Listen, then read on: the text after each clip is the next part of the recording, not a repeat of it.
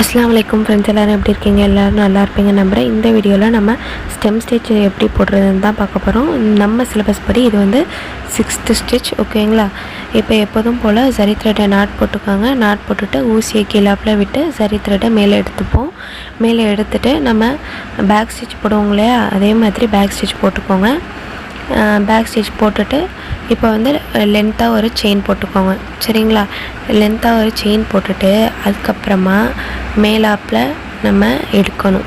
இந்த செயினை வந்து ஃபஸ்ட்டு போட்டிருக்க செயினுக்கும் சென்டரில் சைடில் நம்ம விட்டு ஒரு செயின் போட்டுக்கணும்.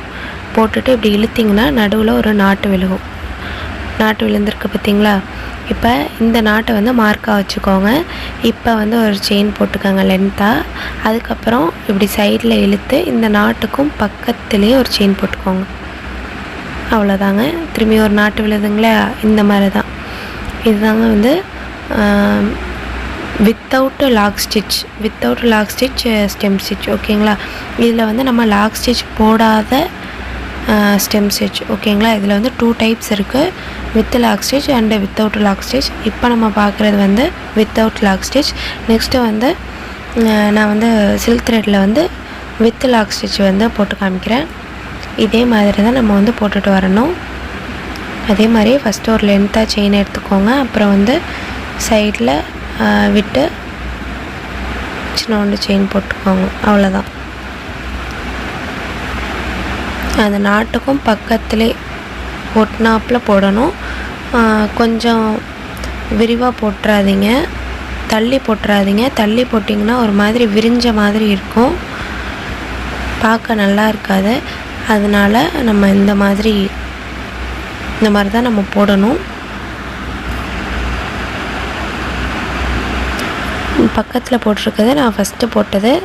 அந்த வீடியோ நான் எடுத்தேன், ஆனால் வந்து கேமரா பக்கத்தில் இருக்கனால ஜூம் அவுட் ஆகிட்டே இருந்துச்சு, அதனால் நான் அதை போஸ்ட் பண்ணல. அந்த செயின் வந்து கொஞ்சம், அந்த ஸ்டெம் ஸ்டிச் வந்து கொஞ்சம் லென்த்தாக போட்டிருக்கேன். இது வந்து கொஞ்சம் ஷார்ட்டாக போட்டு காமிக்கிறேன். அவ்வளோதான் ரெண்டுத்துக்கும் டிஃப்ரென்ஸு. அதுவும் சரியில் தான் போட்டிருக்கேன். அதுவும் வித்தவுட் லாக் ஸ்டிச்சு தான்.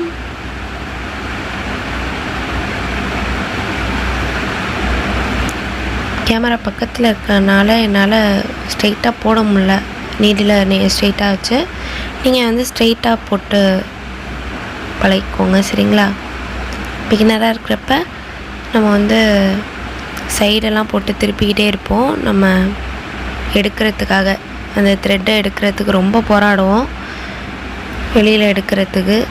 அப்போ வந்து நீடில் வந்து அங்கேயும் இங்கேயுமா திருப்பிக்கிட்டு இருப்போம் சாய்ச்சிக்கிட்டு. அது வந்து நம்ம போட போட நமக்கு ப்ராக்டிஸ் ஆகிடுங்க, அதனால் பிரச்சனை கிடையாது. நீங்கள் வந்து ஸ்ட்ரைட்டாகவே போட்டு ப்ராக்டிஸ் பண்ணுங்கள், சரிங்களா? ஓகே, இப்போ வந்து இந்த ஸ்டிச் முடிச்சுட்டு நான் வந்து எண்ணாட் போட்டு முடிச்சுக்கிறேன்.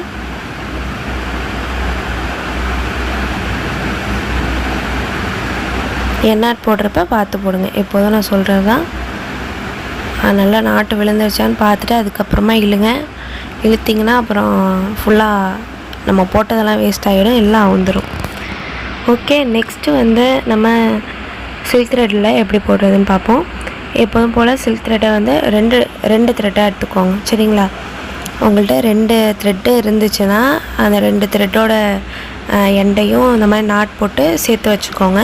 இல்லைன்ட்டு இப்போக்கி நான் ப்ராக்டிஸ் பண்ண நான் ஒரு த்ரெட்டு தான் வாங்கியிருக்கேன், என்கிட்ட ஒரு த்ரெட்டு தான் இருக்குது அப்படின்னிங்கன்னா ஒன்றும் பிரச்சனை கிடையாது. உங்களுக்கு எவ்வளோ லென்த் வேணுமோ அந்த லென்த் அளவுக்கு டபுளாக எடுத்துக்கோங்க அந்த ஒரு த்ரெட்டில், சரிங்களா? இப்போ வந்து நம்ம வந்து அந்த 2 த்ரெட்டையும் சேர்த்து வச்சு பிடிச்சிட்டு நம்ம எடுத்துக்கலாம். த்ரெட்டை எடுத்துகிட்டு நம்ம வந்து எப்போதும் ஒரு லாக் ஸ்டிச் போடுவோம் இல்லையா, அந்த லாக் ஸ்டிச்னால் ஒன்றும் கிடையாது, பேக் ஸ்டிச்சுன்னு நம்ம சொல்லியிருக்கோங்க இல்லையா, அந்த பேக் ஸ்டிச்சு தான் லாக் ஸ்டிச். ரெண்டுத்தையும் போட்டு குழப்பிக்காதீங்க. இது என்னது அது என்னதுன்னு போட்டு குழப்பிக்காதீங்க. பேக் ஸ்டிச்சை தான் வந்து நம்ம லாக் ஸ்டிச்சுன்னு சொல்கிறோம். அது எதுக்காக லாக் ஸ்டிச்சுன்னு சொல்கிறோன்னா, நம்ம வந்து அந்த லாக் ஸ்டிச் போட்டோம்னா நம்ம ஃபஸ்ட்டு போட்ட செயின் வந்து ஒரு மாதிரி எடுத்துக்கிட்டு நிற்காமல் அப்படியே லாக் ஆகி அப்படியே நிற்கும். அதனால் வந்து அதை நம்ம வந்து லாக் ஸ்டிச் அப்படின்னு சொல்கிறோம். இப்போ வந்து இந்த செயின் இப்போ போடுறேன் இல்லையா, இந்த ஸ்டெம் ஸ்டிச் வந்து இது வந்து வித் லாக் ஸ்டிச், ஓகேங்களா? பார்த்துருப்பீங்க நான் போடுறத. அதே மாதிரி தான் நான் ஃபஸ்ட்டு நான் சொன்ன மாதிரி தான். ஆனால் வந்து நம்ம லாக் ஸ்டிச் போடணும், அவ்வளோதான். ரெண்டுத்துக்கும் உள்ள டிஃப்ரென்ஸ் வந்து லாக் ஸ்டிச் மட்டும்தான், வேறு எதுவுமே கிடையாது.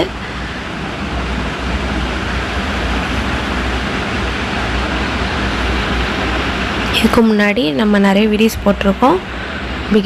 பிகினராக இருந்தீங்கன்னா உங்களுக்கு என் வீடியோஸ் கண்டிப்பாக ரொம்ப யூஸ்ஃபுல்லாக இருக்கும். நான் இன்னும் நாடா சுற்றி போடுறது மட்டும்தான் போடல. அதுக்கப்புறம் அதை வந்து வர வீடியோவில் வந்து நான் போடுறேன், சரிங்களா? இது எல்லாமே உங்களுக்கு கிடைக்கும். ஃபஸ்ட்டு வந்து ஒரு செயின் போட்டுட்டு அப்புறம் லாக் ஸ்டிச் போட்டுட்டு அதே மாதிரி சைடில் அந்த நாட்டுக்கும் பக்கத்தில் போட்டு அதுக்கப்புறம் ஒரு லாக் ஸ்டிச் போட்டு நம்ம திரும்பியும் ஒரு பெரிய செயின் எடுத்துக்கிறோம். பெரிய செயின் போட்டுட்டு இந்த செயினுக்கு ஒரு லாக் போடணும். லாக் போட்டுட்டு அதுக்கப்புறம் சைடில் எப்படி திருப்பி ஒரு செயின், அப்புறம் அதுக்கு ஒரு லாக். இதுலேயுமே நடுப்புற ஒரு நாட்சஸ் மாதிரி விழுந்திருக்கும். அதை வந்து நீங்கள் மார்க்காக வச்சுக்கோங்க.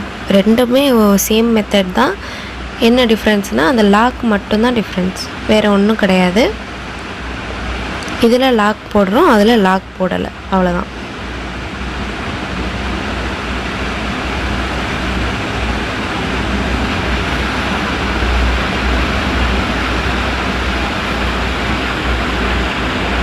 ஓகே, இதே மாதிரி தாங்க போடணும். இதே மாதிரி போட்டுட்டு வாங்க. இப்போ எனக்கு வந்து ஒரு த்ரெட்டாக வந்து நிற்கிது பார்த்திங்களா?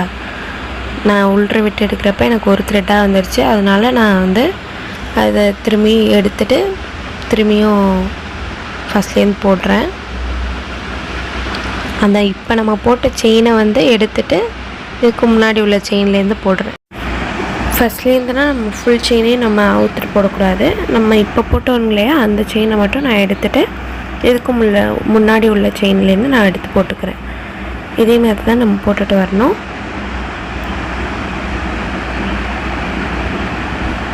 ஓகே, பாருங்கள், புரியும்.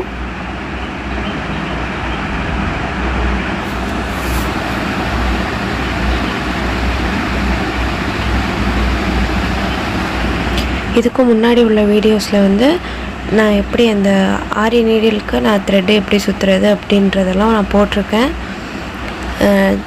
இந்த நீடில்லே வந்து 4 டைப்ஸாக நம்ம DIY பண்ணி போட்டிருக்கோம். அதில் உங்களுக்கு எது ஈஸியாக இருக்கோ அதை நீங்கள் பண்ணிக்கோங்க. பிகினராக இருந்தீங்கன்னா கண்டிப்பாக நமக்கு வந்து இந்த க்ரிப்பு வந்து ரொம்ப ரொம்ப இம்பார்ட்டண்ட். எல்லாருமே இந்த க்ரிப் போட்டிருப்பாங்க. நீங்கள் என்னை பார்த்துருப்பீங்க கண்டிப்பாக. நிறைய பேர் இந்த மோஸ்ட்லி எல்லாருமே போட்டிருப்பாங்க இந்த க்ரிப்பு. ஏன்னா நம்ம சாதா நீடிலில் வந்து அந்த இடத்துல சப்பட்டையாக இருக்கும். நம்மளால் ரொட்டேட் பண்ணி நீடில் இப்படி சுற்றுறப்ப நமக்கு வராது, சுற்ற முடியாது. ஏன்னா அங்கே வந்து ஒரு மாதிரி சப்பட்டையாக இருக்கும் இல்லையா, நம்ம பிடிச்சிருக்க இடத்துல சுற்ற வராது. அதுக்காக தான் ஒரு க்ரிப்புக்காக நம்ம வந்து த்ரெட்டு இல்லைனா வந்து பேனாவில் கூட வச்சு போடுவாங்க, அந்த மாதிரி போடுவோம். இது நான் பென்னில் போட்டு காமிச்சிருக்கேன். அப்புறம் வந்து இந்த த்ரெட்டில் போட்டு காமிச்சிருக்கேன். அப்புறம் எம்சியில் இருக்குங்க இல்லையா, அதில் போட்டு காமிச்சிருக்கேன். அப்புறம் நார்மல் மிஷின் த்ரெட் இருக்குங்க இல்லையா, அந்த த்ரெட்லேயே நான் போட்டு காமிச்சிருக்கேன். உங்களுக்கு எது ஈஸியாக இருக்கோ அதை படி நீங்கள் வந்து செஞ்சுக்கோங்க. அந்த வீடியோ இன்னும் நீங்கள் பார்க்கலன்னா கண்டிப்பாக பாருங்கள். பிகினாக இருந்தீங்கன்னா கண்டிப்பாக உங்களுக்கு யூஸ்ஃபுல்லாக இருக்கும். ஓகே, நம்ம போட்ட 3 செயின்ஸும் இதுதான், with lock stitch and without lock stitch. இந்த வீடியோ உங்களுக்கு யூஸ்ஃபுல்லாக இருந்துச்சுன்னு நினச்சிங்கன்னா ஒரு லைக் அண்ட் சப்ஸ்கிரைப் பண்ணிடுங்க.